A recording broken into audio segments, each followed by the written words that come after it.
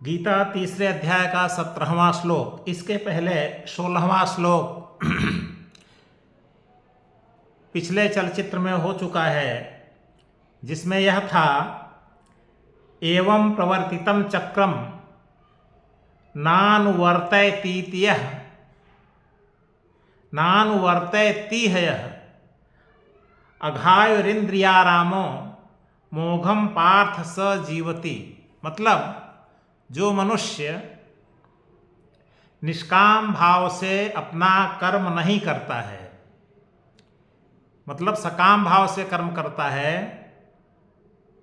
ममता रख करके कर्म करता है, फल की इच्छा से कर्म करता है, तो ऐसे मनुष्य को अघायु मतलब पापी कहा गया है। 16वें श्लोक में इंद्रिय आरामो कहा गया है, मतलब जिसकी इंद्रियां हमेशा भौतिक वस्तुओं में डूबी हुई हों। और मोघम कहा गया है, मतलब उसका जीवन व्यर्थ होता है, व्यर्थ जन्म लिया है, ऐसा कहा गया है।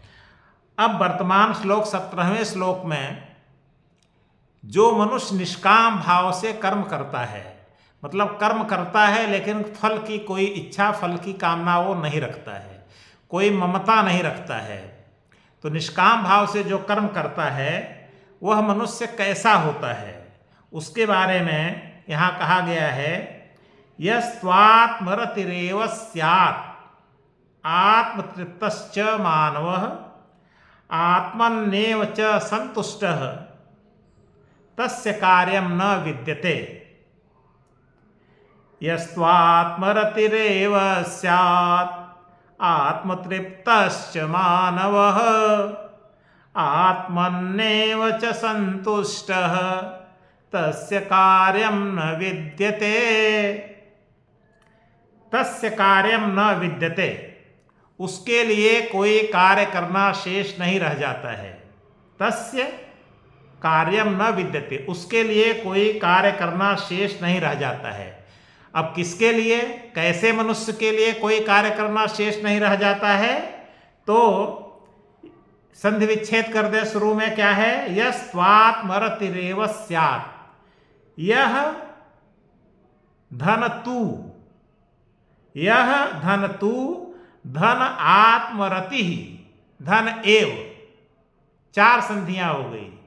यह तू आत्मरति एव, यह मतलब जो, तू मतलब परंतु, किंतु, किंतु यह पिछले श्लोक 16वें श्लोक से अंतर करने के लिए तू शब्द आया है। परंतु, परंतु का मतलब पिछले श्लोक में सकाम कर्म के बारे में कहा गया था कि वह पापी होता है जो सकाम कर्म करता है। अब इस श्लोक में कहा गया परंतु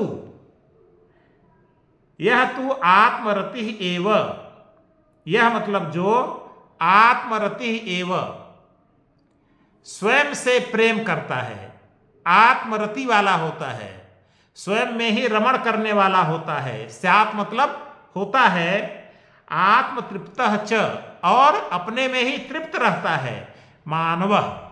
तो अन्वय करें, तू परंतु यह मानव, जो मनुष्य आत्मरति एव, अपने में ही रमण करता है, अपने में ही रति करता है, अपने से ही प्रेम करता है, मतलब सीधी सी बात अपनी आत्मा से प्रेम करता है, आत्मा से आत्मा में ही रमण करता है। आत्मतृप्तः च आत्मतृप्तः, और आत्मतृप्तः जो स्वयं में ही तृप्त रहता है, स्वयं में ही रमण करता है और स्वयं में ही तृप्त रहता है। बाहर जाने की उसको कोई आवश्यकता नहीं है, संसार की कोई आवश्यकता नहीं है, स्वयं में ही रमण करता है और आत्मतृप्त रहता है, स्वयं में ही तृप्त हो जाता है। और आत्मन एव च आत्मन एव संतुष्टः, और आत्मन एव अपने में ही संतुष्ट रहता है। तो तीन बातें हैं, अपने में ही प्रेम करता है, अपने को प्रेम करता है, अपने में ही तृप्त हो जाता है और अपने से ही संतुष्ट रहता है। तो तस्य कार्यम न विद्यते, ऐसे मनुष्य को कोई कार्य करना शेष नहीं रह जाता है। तो कैसे समझें इसको? जब मनुष्य, देखिए पहले कई बार हम बता चुके हैं कि हम कौन हैं।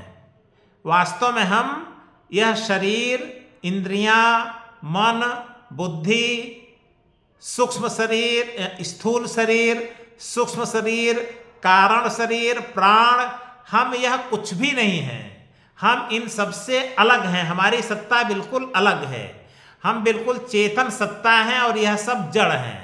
तो हम पुरुष हैं वास्तव में। जैसे सांख्य का पुरुष जो तत्व होता है, चेतन होता है, तो हम चेतन तत्व हैं। तो हम आत्मा हैं और यह सब क्या है? ये सब जड़ हैं।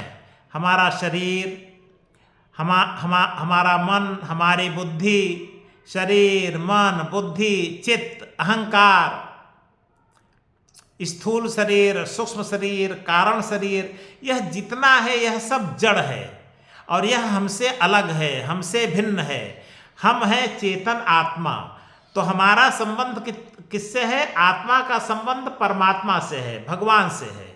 हमारा संबंध संसार से नहीं है। हमारा संबंध, संसार सब प्रकृति है। यह हमारा शरीर, मन, बुद्धि, आत्मा, यह सब प्रकृति है। यह पूरा संसार प्रकृति है, पूरा ब्रह्मांड प्रकृति है। जो कुछ भी दिखाई दे रहा है, जो वस्तुएं हैं, सारी वस्तुएं ये सब प्रकृति हैं। तो इन सब का संबंध, प्रकृति का संबंध प्रकृति से ही होता है और पुरुष का संबंध पुरुष से होता है। तो हम कौन है? आत्मा है और हमारा संबंध परमात्मा से है। हमारा संबंध इस संसार से नहीं है। तो जब हम यह समझ जाते हैं कि हमारा संबंध तो संसार से है ही नहीं, तो अपने आप काम होता रहता है। काम कोई रुकता नहीं है। हमारा शरीर अपना काम करता रहता है, मन अपना काम करता रहता है, बुद्धि अपना काम करती रहती है। संसार में सारा काम होता रहता है।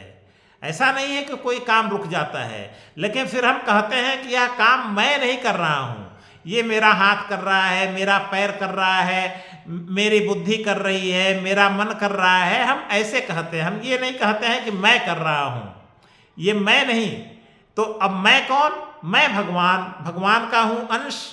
तो हमारा संबंध भगवान से है और शेष हमसे अलग जिनका है उनका संबंध संसार से है।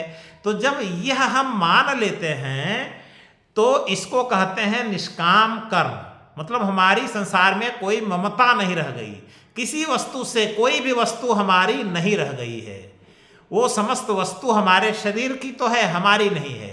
तो जब हम यह मान लेते हैं, इस स्थिति में आ जाते हैं, तब इसको कहते हैं ममता रहित कर्म का होना, कामना रहित कर्म का होना, इच्छा रहित कर्म का होना, अभिलाषा रहित कर्म का होना, या निष्काम कर्म। इसको कहते हैं निष्काम कर्म।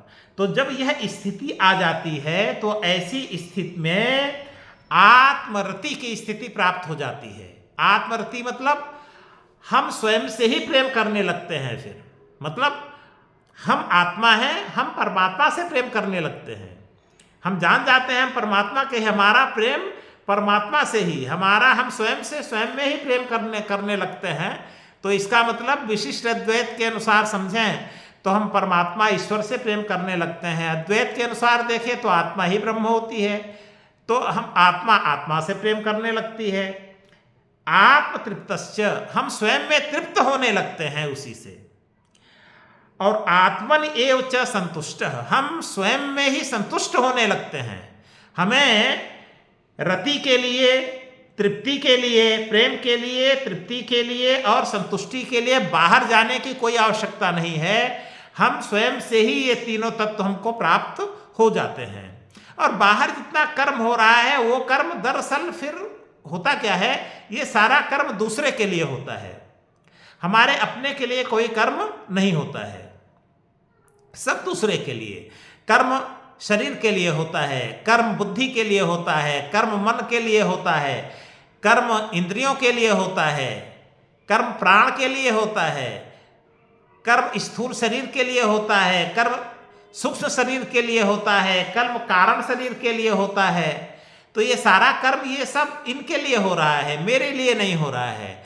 और संसार के लिए कर्म होता है, मतलब हम पत्नी के लिए कर्म कर रहे हैं, हम पुत्र के लिए कर्म कर रहे हैं, हम पिता के लिए कर्म कर रहे हैं, हम माता के लिए कर्म कर रहे हैं, हम गांव के लिए कर्म कर रहे हैं, हम अपने जिले के लिए कर्म कर रहे हैं, हम अपने देश के लिए कर्म कर रहे हैं, हम इस संसार के लिए कर्म कर रहे हैं, हम इस ब्रह्मांड को अच्छा बनाने के लिए कर्म कर रहे हैं। तो कर्म हमेशा ये दूसरे के लिए हो रहा है। तो जब ऐसी स्थिति आ जाती है कि वास्तव में ये कर्म मैं अपने लिए नहीं कर रहा हूं बल्कि दूसरे के लिए ही ये कर्म हो रहा है, तो ऐसे कर्म को कहते हैं निष्काम कर्म। और जब ऐसी स्थिति आ जाती है तो ऐसा नहीं है कि कर्म नहीं होता है, कर्म बाद में भी होता रहेगा, सारे कर्म होते रहेंगे, लेकिन फिर वो कर्म मैं नहीं करूंगा बल्कि मेरा ये शरीर करेगा, मन करेगा, बुद्धि करेगा। तो तस्य कार्यम न विद्यते, उसको कोई कार्य करना शेष नहीं रह जाता है। इसका अर्थ सिर्फ ये है कि वो अपने लिए कोई कर्म नहीं करता है, वो दूसरों के लिए ही कर्म करता है। तो यह इस श्लोक का ये तात्पर्य हुआ।